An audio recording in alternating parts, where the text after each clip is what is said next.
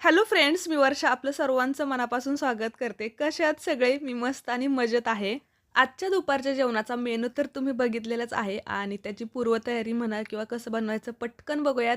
म्हणजे रेसिपी जरी साध्या सोप्या असल्या की नाही तरीसुद्धा प्रत्येकाची पद्धत वेगळी असते. प्रत्येक भागात वेगळी पद्धत असते आणि त्याच्यानुसार मग आपल्याला अजून नवीन काहीतरी शिकायला भेटतं किंवा प्रत्येकाचं वेगळं असं जे आहे की नाही ते बघायलासुद्धा भेटतं.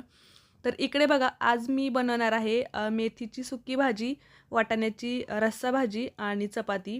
कारण की सकाळीच मी गाजराचा हलवा पण करून ठेवलेला होता. कारण की जसं वेळ भेटेल की नाही तसं एक एक्स्ट्राची जी कामं असते ना, मग ते आपण करून घेतो.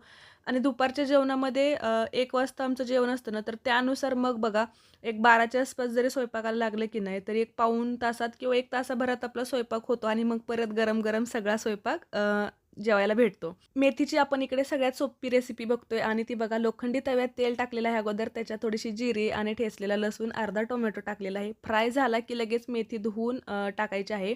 निवडलेली मेथी म्हणजे चिरून घेत नाही मी. एकदम साधी पद्धत आहे ना ती. याच्यात कांदा वगैरे पण मी घालत नाही. अशीच खूप छान होते. थोडंसं बघा चांगलं परतलं की लगेच त्याच्यात मीठ टाकायचं चवीनुसार आणि मुगाची डाळ टाकते मी. तुम्ही दुसरी पण टाकू शकता. म्हणजे कुणी मटकीची टाकतं, कुणी भिजत घातलेली हरभऱ्याची डाळ पण टाकतं. प्रत्येकाचं वेगवेगळं असतं.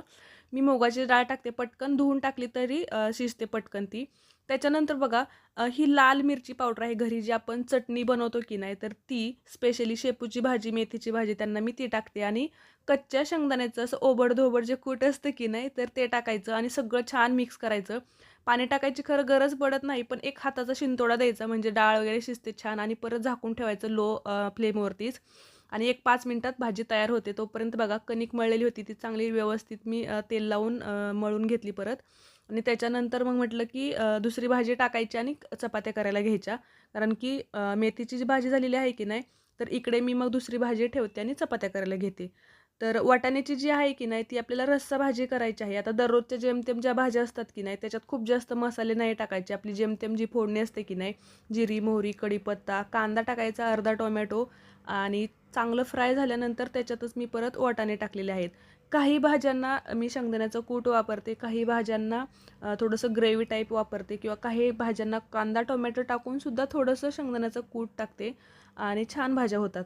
तर बघा इकडे मसाल्यांमध्ये सुद्धा फक्त हळद, थोडंसंच लाल मिरची पावडर, थोडा गरम मसाला आणि आपला काळा मसाला असतो की नाही, तो आपल्याला किती तिखट हवं आहे याच्यानुसार टाकायचा. कारण की रेग्युलरच्या भाज्यांना खूप जास्त मसालेही टाकत नाही. काळा मसाला जो घरी आमचा बनलेला असतो की नाही, त्याच्यात सगळे गरम मसाले असतात. त्याच्यामुळे तो एकच जरी टाकला ना तरी पुरेसा आहे. फक्त थोडं कलरसाठी आणि चवीसाठी मी थोडं-थोडं दुसरे टाकलेत. आणि बघा सगळे मसाले टाकले, मीठ चवीपुरतं आणि छान परत झाकून ठेवायचं. लगेच पाणीही नाही टाकायचं. कारण की भाज्या जेवढ्या चांगल्या परतल्या जातात की नाही, तेवढं ते टेस्टी लागतात खायला. आणि ज्या खलबत्त्यात मी लसूण आणि कोथिंबीर वाटून फोडणीला टाकली होती की नाही, तेच धुवून त्याच्यात पाणी टाकलं. तर बघा फोडणीला मी सर्रास लसणासोबत कोथिंबीर पण मी थोडंसं ना खलबत्त्यातच वाटून टाकते. कारण की छान मिक्स पण होते आणि परत वरून टाकायची पण गरज पडत नाही. शेंगदाण्याचं कूट टाकायचं आणि थोडा वेळ भाजी उकळू द्यायची. वाटाणे पण हे फ्रेश असतात त्याच्यामुळे भाजी पटकन होते. इकडे जी मेथीची भाजी झालेली होती ती मी काढून ठेवली आणि आता इकडचा जो कढई आहे की नाही, इकडच्या गॅसवरती ठेवायची आणि चपात्या करायला सुरुवात करायचं. तर असं वाटत होतं की खूप जास्त त्याचे कान गरम नाही आहेत कढईचे, म्हणून अगोदर धरलं. पण थोडंसं मला वाटलं, मग एका साईडला धरलं तरीसुद्धा थोडासा चटका बसला आणि परत लो फ्लेमवरतीच मी वाटाण्याची भाजी ठेवलेली आहे. थोडंसं रस्सा पण उतरतो आणि छान होते त्याच्यासाठी. इकडे बघा मी चपात्या करायला घेतलेल्या आहेत. पटकन होतात चपात्या आणि मला चपात्या करायला फास्ट उरकतात सुद्धा आणि छान होतात. कणिक जर चांगली भिजलेली असेल की नाही, तर चपात्या खूप सुंदर एकदम मऊ लुसलुशीत होतात. तर दुपारच्या जेवणामध्ये ना स्पेशली आमचे असेच मेनू असतात. म्हणजे एक पातळ भाजी, एक सुकी भाजी, चपाती आणि कधी वरण-भात असेल तर मग एकच भाजी असते किंवा मग कधी आता सीझन आहे गाजरांचा त्याच्यामुळे गाजराचा हलवा किंवा असं काहीतरी वेगवेगळं असतं आणि खूप छान वाटतं. कारण की दुपारची आता मला सवय झालेली आहे की नाही, त्याच्यामुळे ना असं सकाळी नाश्त्याला गरम असतं, दुपारी गरम असतं आणि संध्याकाळी पण गरम असतं. प्रत्येक 3 टाईम मला तर स्वयंपाकाची सवय झालेली आहे. तर सगळं चपात्या वगैरे करून घेतलेला, हलवा केलेला होता तो मी गरम करून घेतलेला आहे.